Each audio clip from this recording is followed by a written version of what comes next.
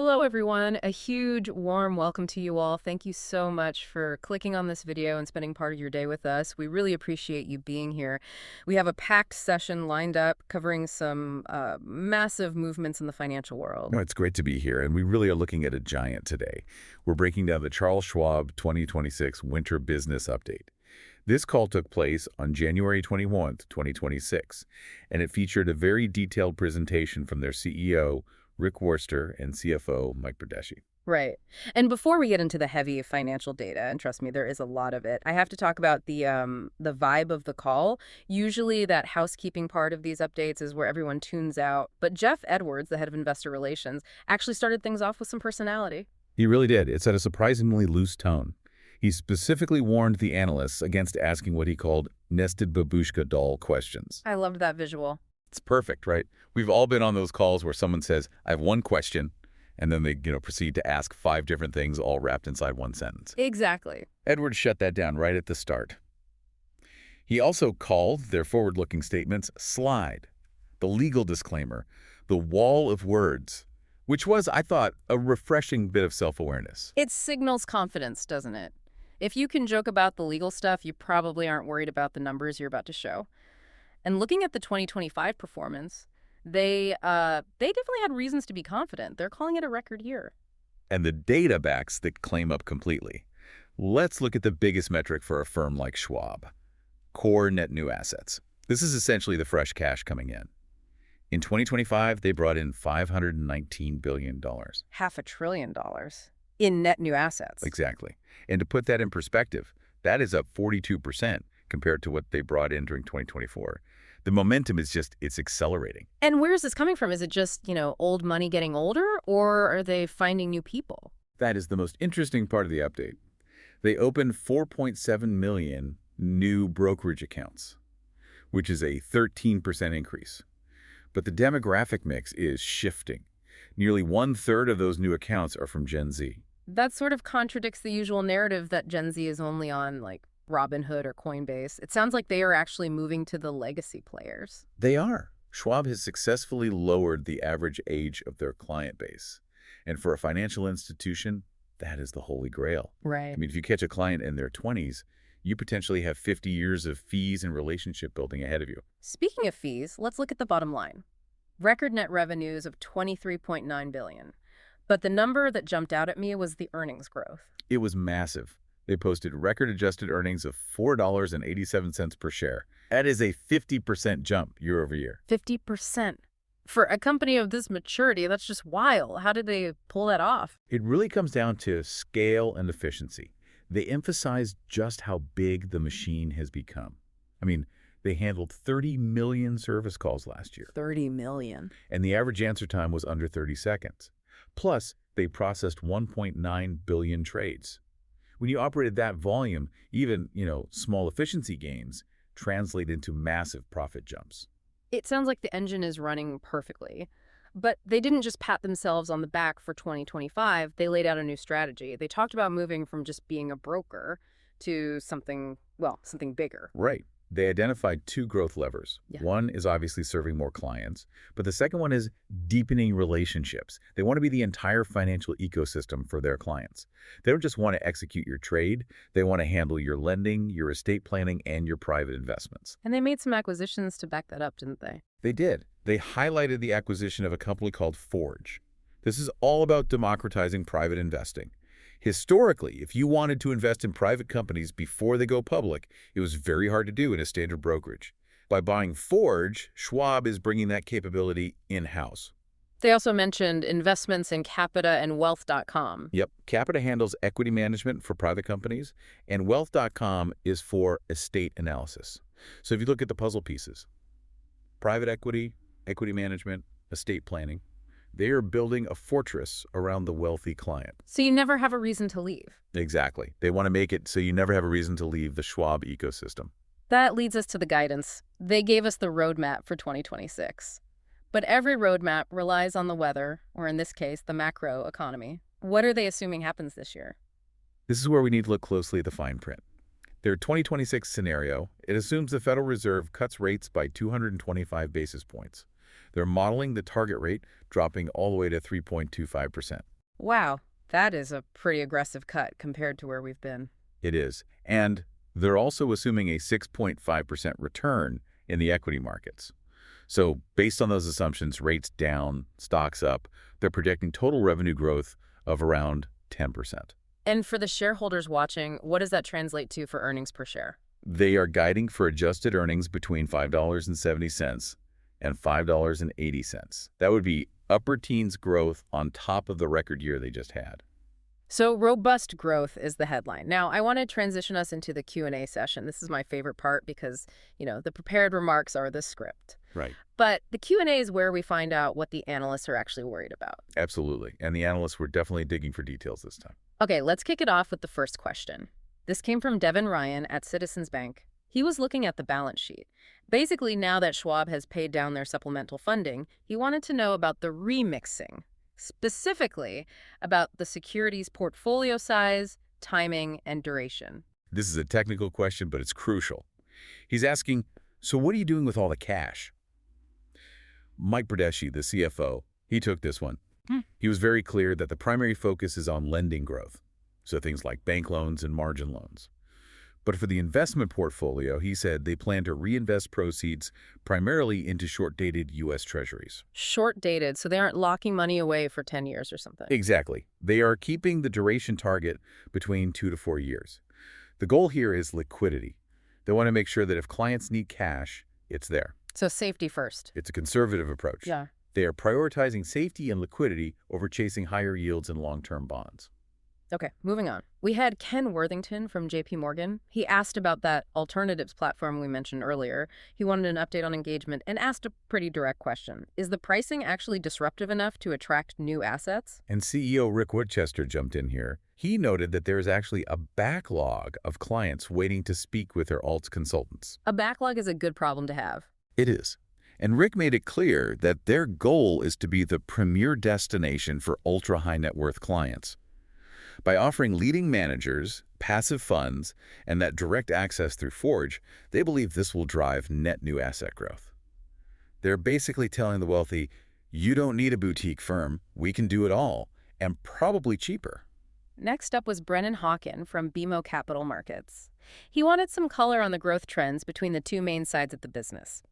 Advisor services versus investor services, which is the retail side. This was a great breakdown. Berdeschi explained that growth is accelerating everywhere. Retail grew about 33%, but advisor services grew over 42%. And on the retail side, this is where that social media strategy came up, right? It is. They explicitly mentioned that Gen Z is crucial and that Schwab is massive on TikTok and Instagram. They're meeting younger investors where they are. But they also mentioned future accelerants, like launching spot crypto trading. Spot crypto is a big move for a firm that's seen as pretty conservative. It is, but they know they needed to compete. They also mentioned expanding the workplace business. And on the advisor side, the argument was simple.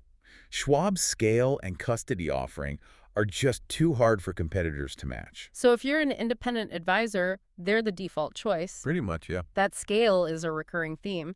The next question came from Dan Fannon at Jefferies. He focused on lending. He asked what constitutes a reasonable level of penetration for existing clients. Essentially, how much more money can you lend to the people who are already banking with you? And the answer from the CEO was tremendous upside. He shared a statistic that was quite shocking. The current penetration of pledged asset lines among high net worth retail clients is only 9%. Can we just pause there? What exactly is a pledged asset line? Sure. It's basically borrowing against your portfolio. So let's say you have $2 million in stock and you want to buy a vacation home. Instead of selling the stock and paying taxes, you take a loan using the stock as collateral. Ah, okay. A classic tool for the wealthy. Right. And only 9% of Schwab's wealthy clients are doing this. In their advisor services business, it's 23%. So the CEO looks at that gap and sees billions of dollars in potential loans just sitting there. They don't even need new clients to grow it. Nope. They just need to sell the product to the clients they already have. Okay, let's talk capital returns. Alex Boston from Goldman Sachs asked the question every shareholder loves. What about buybacks? Specifically, are buybacks baked into that 570 to 580 earnings scenario? The short answer from the CFO was no. The earnings scenario they presented does not include buybacks. That's interesting. So the growth guidance is purely operational. Correct. Their priority is supporting franchise growth. However, Bradeschi reaffirmed their capital framework. They aim for a 20 to 30% dividend payout ratio. He clarified that buybacks remain a tool, to return excess capital opportunistically, but they aren't relying on shrinking the share count to hit those targets. It's organic. That's a sign of confidence. Next, we had Stephen Churek from Wolfe Research. He asked about tax-advantaged long-short strategies. He noted they have lower spreads, so he was wondering how deep the penetration can get and how the return on assets compares to loans. Management views this as a win-win. Yes, the spreads might be a bit tighter than a standard loan, but it's fee-based revenue. That means it doesn't bloat the balance sheet with risk. And it sounds like it creates a really sticky relationship. Absolutely. It helps high-net-worth clients manage concentration risk and taxes. These are complex needs. When you solve a complex need for a wealthy client, you deepen the relationship. And Schwab noted that these clients have the highest promoter scores, so even if the margin is slightly different, the lifetime value of that relationship is massive. Now, this next question was probably the highlight of the call for me because of how firm the answer was. Brian Bedell from Deutsche Bank asked about prediction markets. He asked if Schwab would launch contracts for fundamental investing or economic indicators. Not sports, but financial stuff. This was a fascinating distinction. Regarding financial prediction markets, like hedging against inflation numbers or employment data, Schwab said they are open to it if it helps clients manage portfolios. But they noted that active traders aren't really asking for it yet. They just want better mobile apps and research. But then the conversation pivoted to the other side of prediction markets, sports betting. And this is a hard no. CEO Rick Worcester did not mince words. He emphasized that sports gambling, platforms like DraftKings or FanDuel, it contradicts Schwab's mission. What was the logic there? He said Schwab is about wealth creation. And he cited data saying that less than 5% of sports bettors leave with more money. I loved that. He basically said, we are here to help you get rich, and gambling makes you poor. It's a very clear line in the sand. It is. It signals that they aren't just chasing every revenue trend. They're protecting the brand's integrity. They want to be the serious partner for your money, not the casino. Moving on, Bill Katz from TD Cowen asked about the growth guide. He pointed out that the organic growth guide is only 5% for 2026. That's actually a deceleration from the 5.1% they did in 2025. He also asked about the leverage ratio ramping up if they aren't doing aggressive buybacks. The CEO handled the growth question by emphasizing the denominator. 5% growth is the near-term target, but that is on a much, much larger asset base. Remember, assets grew 18% last year. So 5% of a much bigger number is still huge. Exactly. It's still a massive amount of inflows. And long-term, he still sees potential for 5 to 7% as their crypto and workplace strategies mature. On the leverage ratio, the CFO just stated the objective remains 6.75 to 7%. They're going to manage the capital stack to stay in that sweet spot. We also got an update on a topic that's been hovering over Schwab for a few years now, the Ameritrade integration. Benjamin Budish from Barclays asked about the legacy Ameritrade customer base. How are they behaving? The news here was very positive. The CFO stated that Ameritrade client behavior has, quote, normalized. It's right where they want it. Net new assets from that group have turned meaningfully positive. That's a big turnaround from the integration phase a few years back when there were some headaches. It is. And they're engaging heavily. 30 to 40% of flows into wealth and lending solutions are coming from that group. The message was clear. The integration pain is effectively over. Finally, we had Mike Brown from UBS. He asked about margins, specifically if there's a ceiling, given they are expecting the low 50s in 2026. He also asked for specific KPIs regarding AI revenue lift versus efficiency. On margins, the CEO said there's no arbitrary ceiling. Margin expansion comes from revenue diversification plus expense discipline. But the AI answer was really telling. Right. Everyone talks about AI, but are they actually using it to save money? Yes. They said AI is already driving efficiency. They are growing accounts and assets without needing to proportionally grow client-facing headcount. The metric to watch here is EOCA expense on client assets. That number continues to decrease. Basically, AI is allowing them to get bigger without getting bloated. That is the dream for any large enterprise. Okay, we have covered a lot of ground. Let's zoom out. If you had to, synthesize the main themes from this, what are the big takeaways? I think there are four main pillars here. First is diversification. Schwab isn't just a trading shop anymore. They are aggressively moving into wealth management, banking, lending, and alternative. A one-stop shop. One-stop shop for the wealthy, yeah. Yeah. The second is future-proofing. And what do you mean by that? The focus on Gen Z, the digital experience, integrating AI. Yeah. They aren't resting on their laurels. They are building for the next generation of investors with things like spot crypto and their TikTok engagement. And financially. That's the third theme, financial strength. They've moved past the cash sorting issues of previous years. They've paid down expensive debt, and they're projecting strong earnings growth around 18% for 2026. And the fourth theme? Integrity. That refusal to enter sports betting. It highlights a commitment to long-term wealth creation over quick-buck trends. It tells you exactly who they are and who they're serving. That is a fantastic summary. It sounds like Schwab is positioning itself to be the adult in the room, reliable, diversified, and growing. Absolutely. They are playing the long game. Well, that brings us to the end of our breakdown of the Charles Schwab 2026 Winter Business Update. Thank you all so much for watching the video. We hope this helped you cut through some of the noise. Thanks for watching. If you found this update helpful, please do click the like button, share the video with your network, and subscribe to the channel. We have a lot more content coming your way, so stay tuned.